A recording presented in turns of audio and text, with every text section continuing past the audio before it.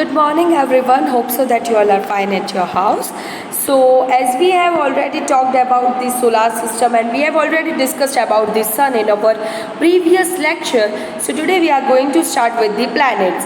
And trust me, this is going to really very interesting because we are going to get to know about many important things related to the all our planets. So, starting from the topic, the planets, there are the 8 planets in our solar system: Mercury, Venus, Earth, Mars, Jupiter, Saturn, Uranus and Neptune. So these are the 8 planets which are in our solar system. All the planets revolve around the sun in fixed path known as an orbit. सारे जो भी planets है they revolve around the sun. वो एक fixed path में revolve करते हैं जिसका नाम है orbits. They also rotate on their own axis while revolving around the sun. वो अपनी खुद की एक्सिस पर भी रोटेट करते हैं और सन के अराउंड भी रिवॉल्व करते हैं. Unlike stars, planets do not have their own light. They reflect the light that they receive from the sun. Stars की तरह planets की खुद की अपनी कोई लाइट नहीं होती. Stars की खुद की अपनी लाइट होती है, whereas planet की खुद की अपनी कोई लाइट नहीं होती. उनके ऊपर sun की जो लाइट उनके पास आती है उन्हीं को वो रिफ्लेक्ट करते हैं. All the planets are spherical in shape and vary in size and composition. सारे planets spherical in shape में मतलब like a round, लेकिन उन सब की size different होती है और उनका composition मतलब जिससे वो बने हुए हैं, the components by which they are been made of, that is known as a composition, उससे वो सबकी अलग अलग होती है. Jupiter is the largest and Mercury is the smallest of all the planets. सबसे बड़ा planet कौन सा है? Jupiter. And which is the smallest planet of the all? Mercury is the smallest of the all. Mercury, Venus, Earth and Mars are rocky planets. जो first 4 planets हैं, Mercury, Venus, Earth and Mars, these 4 planets are known as the rocky planets, and Jupiter, Saturn, Uranus and Neptune are gaseous and liquid. वो gaseous और liquid के बने हुए planets हैं.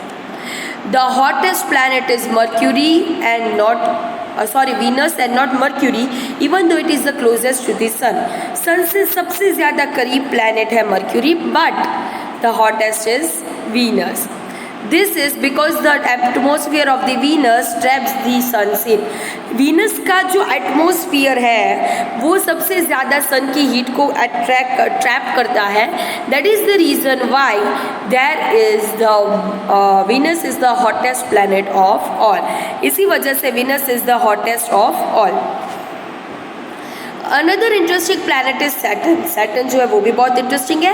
It has many rings made up of dust, ice and rocks. उनकी बहुत सारी rings बनी हुई होती है, but it is made up of dust, ice and rocks. Uranus and Neptune are only visible through a telescope as they are far from the Earth. Since they are at a great distance from the Sun, they have a very cold climate. Neptune और Uranus जो है वो बहुत दूर है. They are really very far, so they are only visible if we have a look over the telescope. And they are having a very big distance from Sun, so their climate over there is cold. Okay, so the climate over there is cold. So now here is a diagram given to us जिसके अंदर सारे के सारे planets दिखाए गए हैं. All the planets are being shown to us by the sun, and which is the smallest line like that is known as an orbit. ये जो जिसके ऊपर वो revolve करते हैं, that is the orbit. And I will assign you a work that if it is possible for you all, then in HW book you should draw this full solar system. It will be good that you will remember all the planet name accordingly and you will be able to understand the size and shape. See, you can have a notice that Jupiter is the largest one, whereas the Mercury is the smallest one.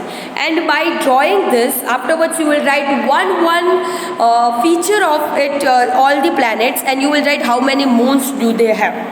So this will be your homework. I will assign you this in your live session also, but right now also I am telling you. So these are the celestial planets. Mercury, Venus, Earth and Mars means they are rocky ones. And Jupiter, Saturn are the gas, whereas Uranus and Neptune are the ice giants.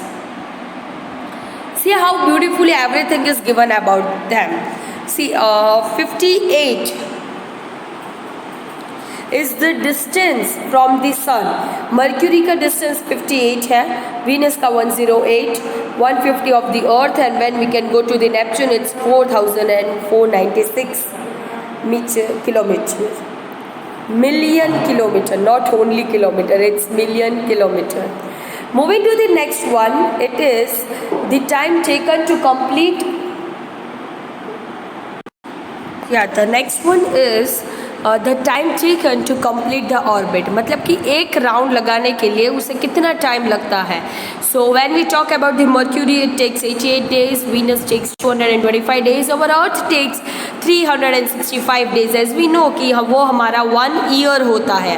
This is the 1 year of every planet. So when we are coming to the Mars, so Mars takes 687 days.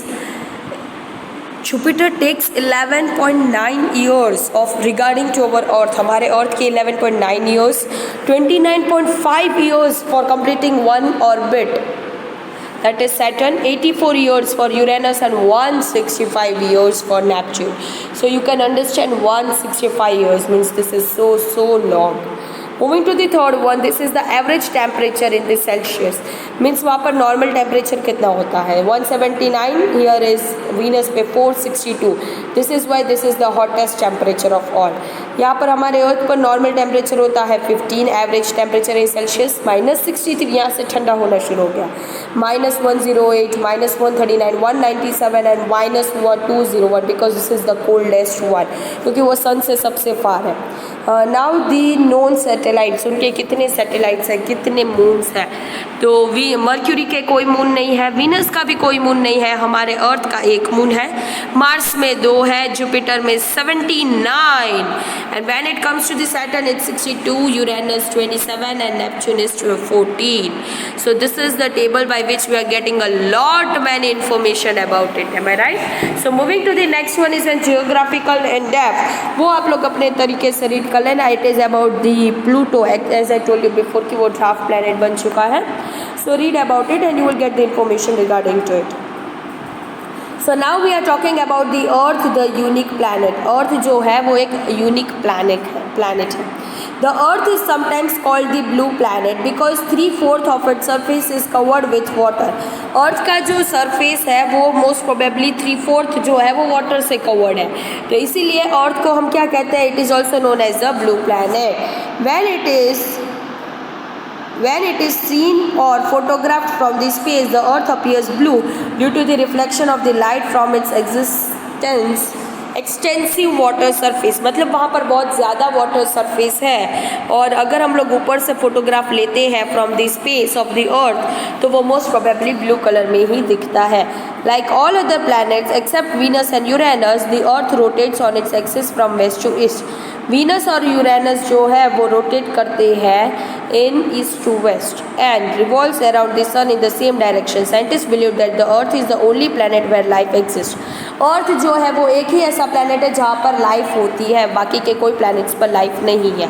This makes our earth as an unique planet. वो उसे unique बनाते हैं और यहाँ पर जिंदा रहने की सारी चीज़ें, it has all the essential elements that act as the building blocks for the origin of the life. ये जो है यहाँ पर जिंदा रहने के लिए सारी चीज़ें, every essential things have been present over here. So that is why the earth is known as an unique planet. Moving to the earth, is having the right distance from the sun and receives the appropriate amount of the heat and light which can support the life. Second point is that the earth is the only planet which has sufficient oxygen to enable breathing. Breathe करना अगर possible है then it's only on the earth and you will be able to breathe properly. Third point is has the right promotion और proportion of the gas. यहाँ पर gases का भी proportion right है, like nitrogen, carbon dioxide, water vapour, inert gases, oxygen, everyone.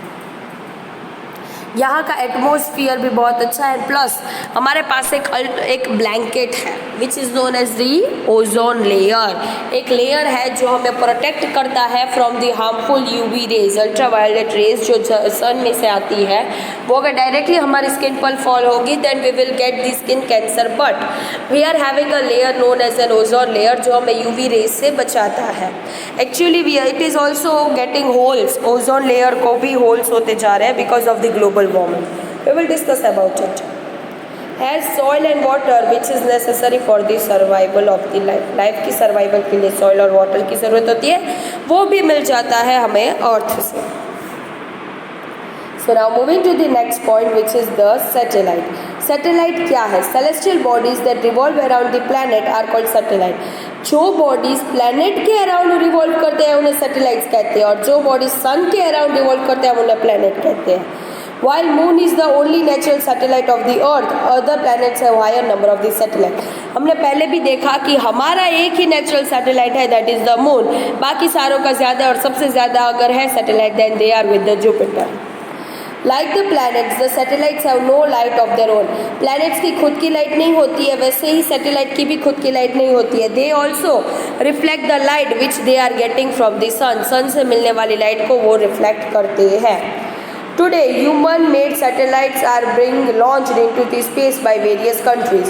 They study weather condition, develop telecommunication, take photographs, map large areas of the earth and conduct experiments in the space. अभी जो human made satellites बन रहे हैं हम उन्हें launch कर रहे हैं, लाइक चंद्रयान 1, फिर मिशन मंगल, वो जो है उन सबको हम लॉन्च कर रहे हैं, और उससे हमें बहुत सारी चीज़ें जानने को मिलती है, लाइक वेदर कंडीशन. ये सब लोग जो वेदर फोरकास्ट कर रहे हैं कि इस डेट पर ज़्यादा बारिश होने की संभावना है, तो कहाँ से कर रहे हैं? Because they are getting this information from the satellite which they have sent to the space.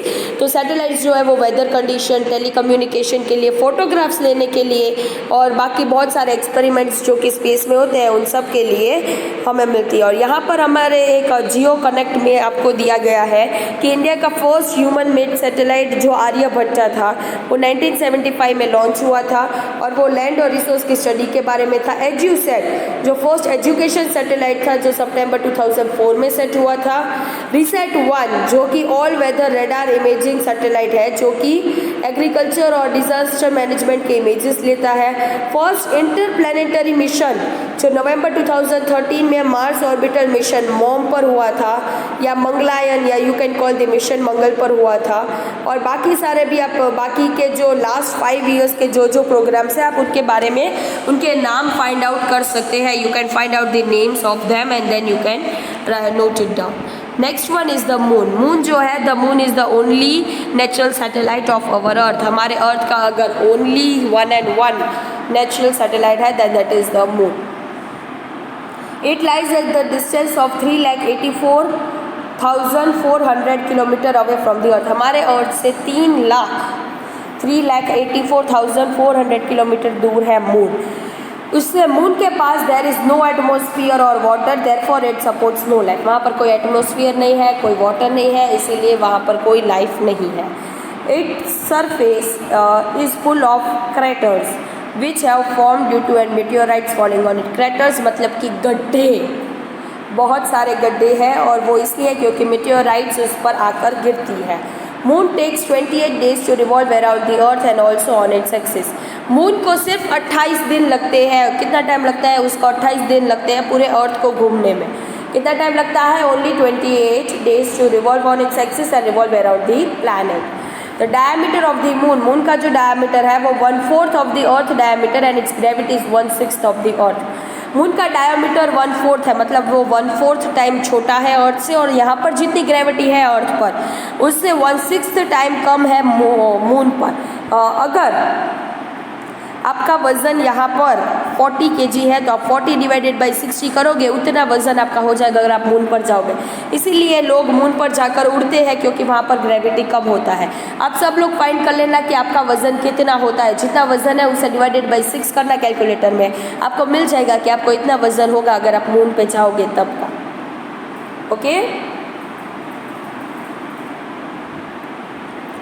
Now moving to the next point, find out. तो ये आपको फाइंड आउट करना है कि अर्थ और moon, like the earth, the moon is about 4.5 billion years ago. वो इतना पुराना है. तो उस मून का जो सरफेस है वो अफ्रीका के is about same as the continent of the Africa. तो चंद्रयान 1 जो था वो सबसे पहला Indian India's first mission to the moon था, जो अक्टूबर 2008 में भेजा गया था। और चंद्रयान-2 जो है वो पार्शियली सक्सेसफुल मिशन है, जो सितंबर 2019 में भेजा गया था। और कौन पहला पर्सन था जिसने मून पर कदम रखा था, वो आपको फाइंड आउट करना है। ओके, आई नो कि आप सब लोगों को पता ही होगा, but then also you have to find out that who was the first man to land on the moon. So now next topic which we are having, that is the phases of the moon. Moon के phases. Moon have different phases. Seen on the images of the next pages, it appears to change its shapes during the month. When the shape changes to be growing, it is known as a waxing period, and when the shape appears to be reducing, that is called as a waning period. मतलब आप लोग यहाँ पर देख सकते हो कि moon जो है वो धीरे धीरे अगर ग्रो करता जा रहा है, मतलब कि ये पीरियड, तो इसे हम कहते हैं waxing period, right, waxing period. और यहाँ पर फुल मून हो गया, अब यहाँ से जब कम कम कम कम कम होता जाता है, that is known as an waning period. This are the known as the phase of the moon. We see the different shapes of the moon due to the sun lightning up into the different parts of its journey around the earth. जब वो अलग अलग part पर अर्थ पर जाता है, तब अलग अलग जगह से अलग अलग पार्ट ऑफ द सन की लाइट उन पर फॉल होती है। जितनी लाइट फॉल होती है उतना हमें मून दिखता है, क्योंकि मून तो रिवॉल्व करता रहता है पूरे अर्थ में, तो जितनी लाइट दिखती है उतना मून हमें दिखता है।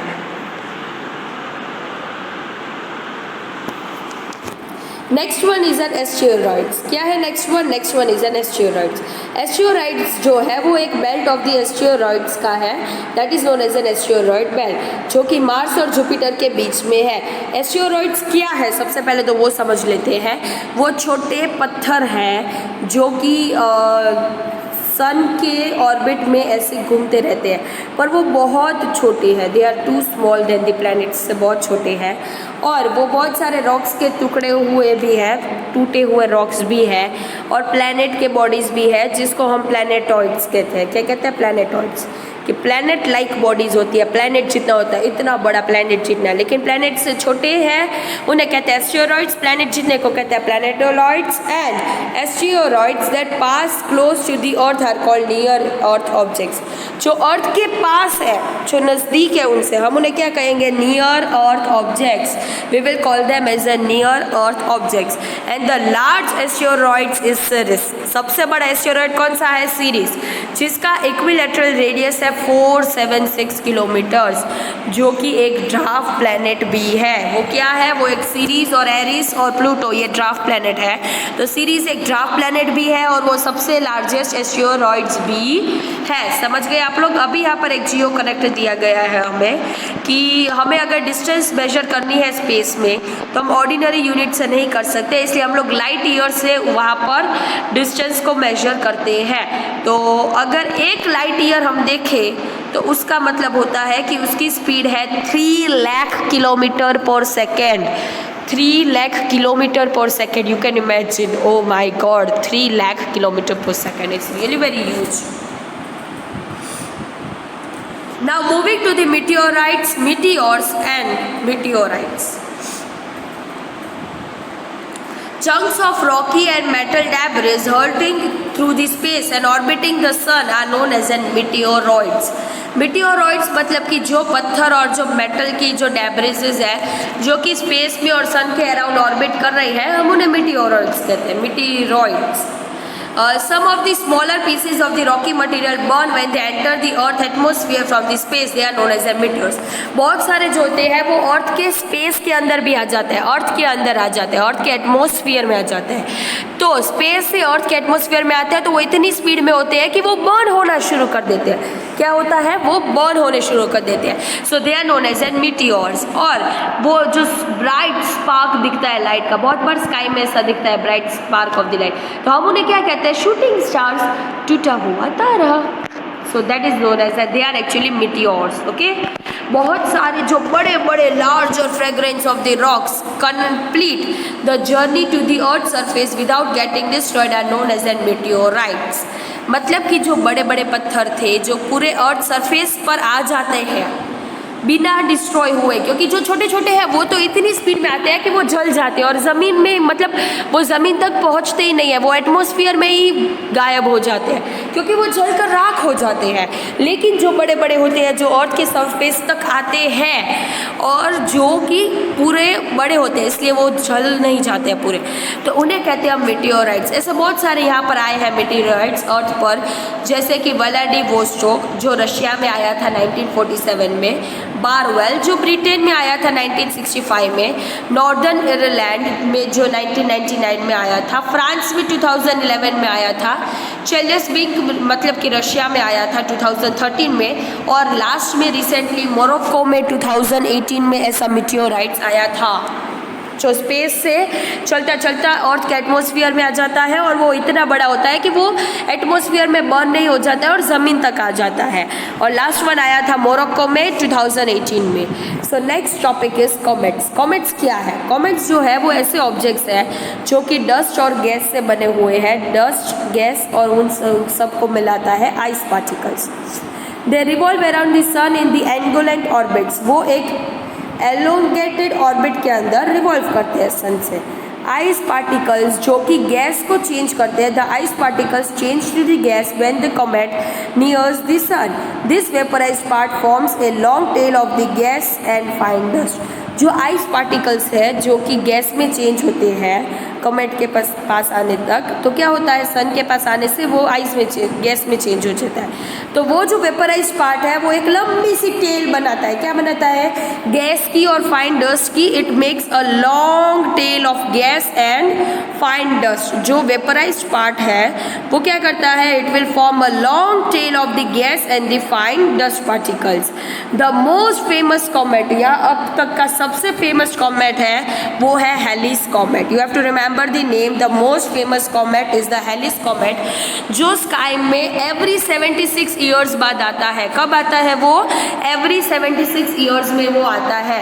इतना टाइम लगता है उसे एक ऑर्बिट कंप्लीट करने में सन से, इसीलिए वो लास्ट में दिखा था 1986 में। कब दिखा था लास्ट? 1986 में। तो अब आप कैलकुलेट करके मुझे बताना जब हमारा लाइव सेशन होगा कि अब कितने साल उसे लगेंगे फिर से हमें कब वो दिखेगा। ठीक है, यू विल टेल मी, क्योंकि आपको इसमें +76 करोगे तो आपको मिल जाएगा कि कौन से ईयर में वो आएगा। और ये आपको इमेज दिखाया गया है हेलिस कॉमेट का, जिसके पीछे बहुत लंबी सी टेल होती है। It is the tail of the gas and the fine